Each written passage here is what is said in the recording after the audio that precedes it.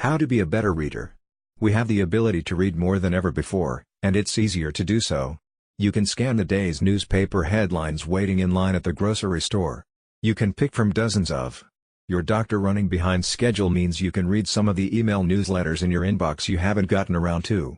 But are you reading anything you'd actually bring up in a dinner party conversation? Probably not, says the Moores Distinguished Professor in the English Department and Honors College at University of Houston and author of the book. A lot what we read tends to come from the internet via our cell phones or other electronic devices, which we read on the go or amidst doing several other things. And none of that necessarily encourages deep reading, Mike Hicks says. Our cell phones are designed to compete for our attention with dings, beeps and notifications, Mike Hicks says. And the internet, as we mostly use it now, is a kind of glorified fidget spinner. The result is that we're doing a lot more skimming of headlines and quick type of reading, which leaves less and less time for that, meaning we're missing out, Mike Hicks says. He compares it to watching a movie preview on your phone versus watching the film in its entirety in a movie theater.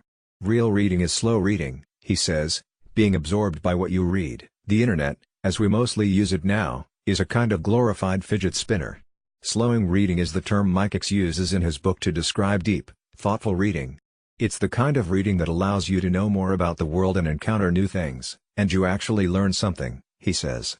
They're really two different processes when it comes to what's going on in your brain, explains a primary investigator in the Developmental Cognitive Neuroscience Lab at the University of Texas at Austin, where her research focuses on executive function and reading development in late childhood and adolescence. She's talking about deep reading versus skimming. Generally, when you're paying more attention to something and more involved in something, more parts of your brain are engaged, memory networks, control and attention-related networks, and you're more directly paying attention to one thing, she says. And that type of activity tends to mean you'll have a better chance of retaining that single thing you're engaged in. The type of information that tends not to get retained later is that which you're exposed to when you're switching between tasks and easily distracted by what's going on around you adds Church Lang, who is also assistant professor in the Department of Psychology within the Institute for Neuroscience at U Texas. There's certainly a time and a place for both types of reading, Mike Hicks adds. You don't need to read every phone number in the book to find the one you're looking for or every recipe online to find something to cook for dinner. Try skimming Jane Austen on the other hand, and good luck trying to have a meaningful conversation about it. Key to reading something deeply so that it does stick is being conscious about not just what you're reading, but also how you're reading it. Both Mike Hicks and Church Lang agree. Here's what they suggest. The first step is setting the intention to devote your brain power and attention to whatever you're reading, for whatever length of time you choose, Mike Hicks says. You don't actually need a lot of time to read in an engaged way, but you do need to deliberately make the decision to do so, he says. That means turn off your phone or put it away, tune out the other distractions, and just focus on your book or whatever you're reading. When will I read? Before bed?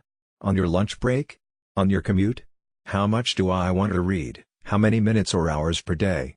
Pick a time you think you will actually read, and put it in your calendar, says founder of the productivity program Procrastinate Zero. And only spend time reading books you actually want to read and are relevant to your life, he adds. Skim articles or book synopses or reviews ahead of time and decide what's worth investing your time into reading. We have limited time, says Faru, who also blogs about productivity, decision-making, and habits. A reading strategy helps. Having a purpose for why you're reading something helps you think critically about it as you go, Church Lang says. Write down, or at least think of in your head, questions about what you're reading beforehand, she suggests. Reading aloud, highlighting, or underlining certain sentences or passages can help you check in on your own understanding of what you're reading and keep thinking critically, she adds. When you do commit to reading something, whether it be a newspaper article or a book, you're going to need to slow down and actually pay attention when you're reading it, Mike Hicks says. Deep, thoughtful reading is going to take longer than skimming. Did a sentence or passage catch you off guard? Read it again. Think about it. Similarly, when you finish a book or article, don't just toss it aside. Go back to a section that resonated with you or the very beginning and reread it. Not only will it help you remember it, but it will help you remember what you liked in it and you'll see it a little bit differently, Mike Hicks says. It helps you ponder what is it that you read that you found truly interesting. And that's what reading is really all about and why you do it, to remember things you find interesting, Mike Hicks says. What makes this book or article different from others you have read? How would you characterize it? Style is the author displaying him or herself to the reader, Mike Hicks says.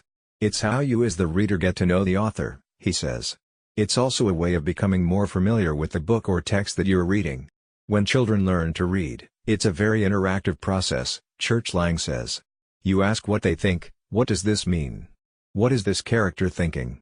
The same process helps adults with reading, but we tend to do it less. She suggests joining a book club or discussion group.